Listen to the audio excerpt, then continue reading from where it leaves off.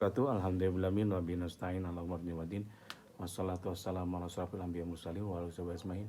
Assalatu wassalamu ala sayyidi ya Rasulullah usbiyadi kulati lati adiki. Alhamdulillah la nikmatil Islam wal iman wa kafa bima minima. Rabbi sholli sadri wa yassirli amri walau qudatan bil lisan yarqau qauli. Anda mungkin stres ya, lihat corona, lihat gimana pandemi corona, Anda kena hutang riba segala macam-macam, kena pinjol, kena kartu kredit, rumah mau dilelang, pusing nggak? Pusing sob. Tapi ada satu teknik yang luar biasa ketika saya terapkan, itu semua keinginan Anda dikabulkan. Jadi ini ada si Ade. Sekarang ini saya alhamdulillah, mungkin Anda pikir kayak Ridwan kok senang-senang terus, katanya bisa jalan sana, jalan sini, kok kayak nggak ada masalah gitu. Tapi sebenarnya sob, itu bagi saya sekarang ini semakin banyak masalah bagi saya. Ketika Allah memberikan jawaban, saya tidak masalah gitu. Jadi saya semakin nikmat, berarti Allah semakin sayang. Tapi kita harus tahu trik-triknya bagaimana caranya kita bisa lebih baik lagi gitu. Dan saya benar-benar dimanjakan oleh Allah. Saya benar-benar dimanjakan oleh Allah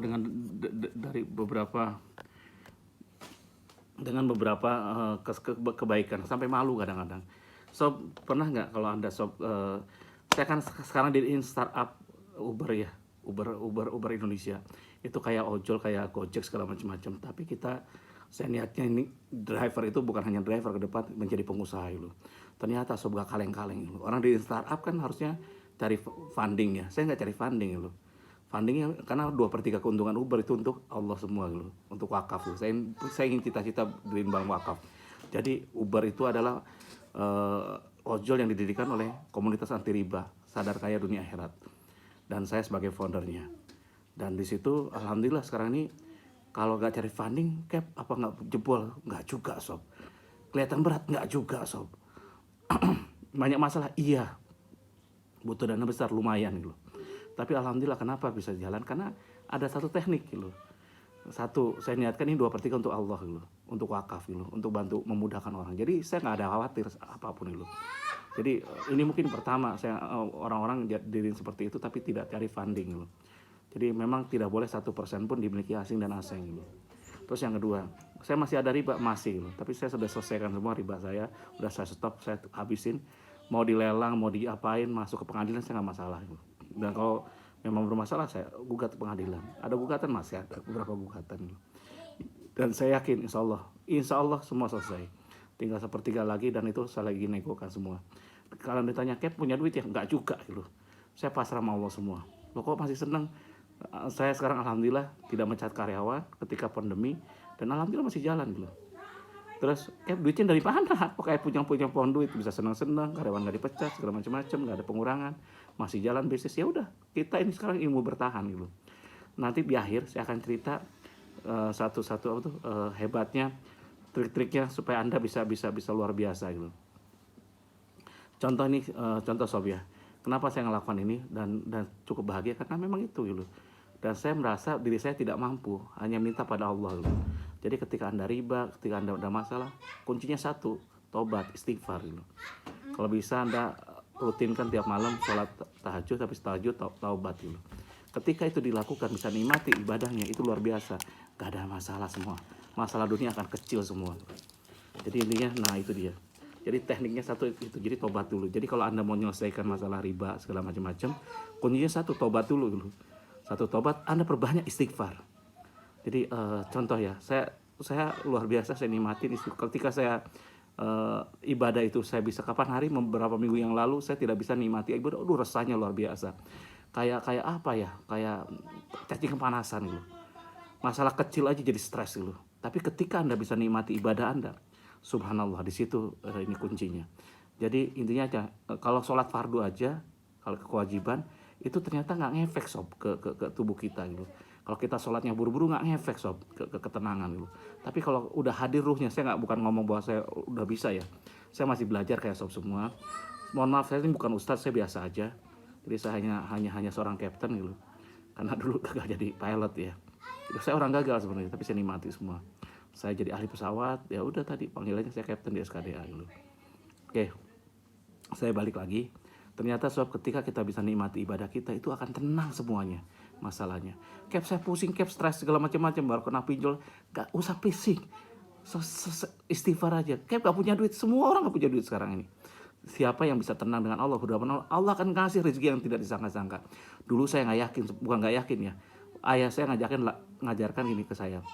Habis maghrib dan isya dan habis subuh itu suruh baca laqad ja'akum rasulun min anfusikum azizun aliman itu narisun alaikum bil mu'minina raufur rahim fa in tawallaw faqul hasbiyallahu la ilaha illa huwa. Jadi baca seperti itu 7 kali ini. Jadi dan alhamdulillah Allah akan berkahkan rezeki yang tidak disangka-sangka. Dan kalau Anda banyak istighfar, seluruh masalah Anda akan ada jawabannya. Ini tadi sorry ya sob ya. Ini contoh tadi ini. Saya datang kan gosok ke Bedugul sini. Biasanya saya nginep di Wisma PLN. Karena kamarnya 2 luas gitu, 1 rumah, 1 villa. Cuman kemarin tadi saya cek kondisinya masih kurang bagus gitu. Dan saya tinggal cuma sendirian di situ, sendirian berdua gitu. Jadi karena villanya banyak tadi. Saya nggak jadi ke situ. Di situ harganya 750.000, tapi buat saya nggak worth it gitu. Kok nggak diturunin? Biasanya kalau saya lihat di sini, kalau sekarang lagi corona, biasanya orang 2 juta turun jadi 1 juta gitu. Terus biasanya 1,5 juta turun 750.000 gitu. Nah, saya habis itu saya langsung ke Balai Handara gitu. Kalau itu langsung ke Balai Handara, ya udah. Saya pikir biasa di Balai Handara kan 2 jutaan di situ. Dan saya dengar di situ lagi promo, biasanya katanya bulan November ini turun setengahnya. Saya datang ke Balai Handara, memang 1 juta 1 villa gitu. Tapi problemnya apa coba? Kok banyak mobil parkir? Ternyata ada inaugurasi ada meetingnya UNUD, penuh semua. Yang villanya penuh semua. Aduh, saya anak-anak 3, udah besar-besar semua, butuh kamar yang luas gitu. Jadi saya ini kalau istri saya nyarankan, Mas, tidak boleh kamarnya kecil loh. Jadi kalau kamarnya cuma ukuran 20 gak cukup. Kurang ini. Minimal ini tipe berapa ya? Mungkin 45 ini. Luas gitu soalnya. 2 kamar mandi segala macam-macam, ada perapian segala, ada tungku. Jadi anget gitu. Tadi bakar-bakar jagung. Habis itu saya nyari tempat lain lagi, ada 1 villa lagi kecil, terlalu kecil. Aduh, gak cukup gitu. Meskipun cukup luas ya, tapi terlalu kecil. Akhirnya apa coba? Itu tadi banyak istighfar. Sama kakak dulu, banyak istighfar segala macam-macam, membaca Al-Fatihah, alhamdulillah doa gitu ya, alhamdulillah Allah ngasih kebaikan gitu. Jadi sebelum kita minta aja, sebelum kita ini aja, ternyata Allah udah jalankan, udah ngabulkan gitu. Tiba-tiba saya masuk ke sini. Puyan Resort biasanya harganya bisa 2 juta segala macam, ini turun sekarang itu cuma 1,8an, cuma 800 ribuan gitu. Jadi alhamdulillah ada tungkunya, tempatnya luas segala macam-macam, cocok lah segala gitu. Jadi gak jauh beda harganya daripada Wisma PLN, tapi tempatnya lebih bagus, ada tungkunya lagi. Kalau di Wisma nggak ada tungkunya. Di sana TV-nya tadi rusak gitu, pemanasnya kurang bagus. Di sini enak, panas banget segala macam-macam. Dapurnya di sini sudah disiapkan itu, disiapkan ini segala macam, disiapkan gas segala macam-macam. Ya udah semua enak itu. Dan alhamdulillah akhirnya apa? Senang di sini. Jadi saya minta itu aja, Allah udah kabulkan juga. Dengan tanpa sengaja saya sudah dikabulkan. Terus yang kedua akhirnya apa coba? Tadi anak saya minta ini jagung. Saya datang tadi agak kemalaman, saya keluar jalan ya. Kemalaman jam berapa? Jam 9 malam gitu. Akhirnya kan nggak mungkin ada jagung, orang jual jagung. Saya tadi bakar tunggu di sini, jagung mentah. Bener tutup, pasar Bedugul tutup semua. Tiba-tiba ya itu belum kita minta, ternyata ada warung buka 1, warungnya itu ini warung buka, ternyata padahal warung biasa itu, ternyata ada jagung mentah itu, ada jagung mentah, terus ada kentang ya dibakar situ ya enak. Jadi seperti itu yang terjadi, alhamdulillah gitu. Ini juga ada mentega, ada semua, ada lengkap. Udah gitu anak saya minta ini Oreo ada di Indomaret kan ada kopi gitu, kopi Oreo krim apa lupa saya, oleh krim pas tutup dia karena udah jam 10-an gitu. Mbak, saya tuh minta 1 aja, anak saya minta sama cappuccino 1 dingin gitu. Aduh Pak, udah tutup. Ternyata apa, ini buat anak saya, dikabulin sama dia padahal udah beres-beres. Jadi Pak saya jalanin kerja, alhamdulillah coba. Jadi seluruh keinginan terpenuhi semua. Ini ada satu kisah, ini Imam Hambali ya. Imam Ahmad Hambali ya, ulama besar pendiri mazhab Hambali ya. Siapa yang gak kenal dengan beliau? Tiba-tiba beliau itu ada rasa pengen ke Baghdad gitu. Jadi padahal nggak ada janji, nggak ada apapun gitu. Pas nyampe ke sana, pas Isya, habis sholat Isya, dia tidak mengenalkan dirinya bahwa itu Imam Hambali ya. Jadi intinya apa? Dia biasa istirahat, mau tidur gitu. Mau tidur dia di sholat itu tiduran di masjid dulu. Dari dalam masjid diusir sampai keluar. Habis di luar pun di pelantaran masjid diusir lagi sama si ininya. Sama si siapa? Sama si marbotnya gitu.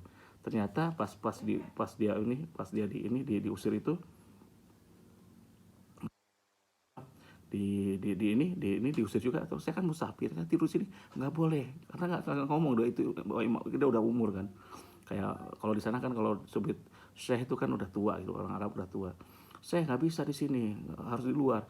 Nah pas dia keluar diusir dari itu, diusir juga sampai ke pelataran masjid. Di pelataran masjid diusir sampai keluar gitu. Pas di luar dilihatin ada tukang roti. Saya sini saya katanya. Di situ ada warung, ada ada orang jualan, ada tempat rotinya juga. Kalau saya mau istirahat sini aja gini, diikuti saya, tapi sederhana ke tempatnya gitu. Si tukang roti itu.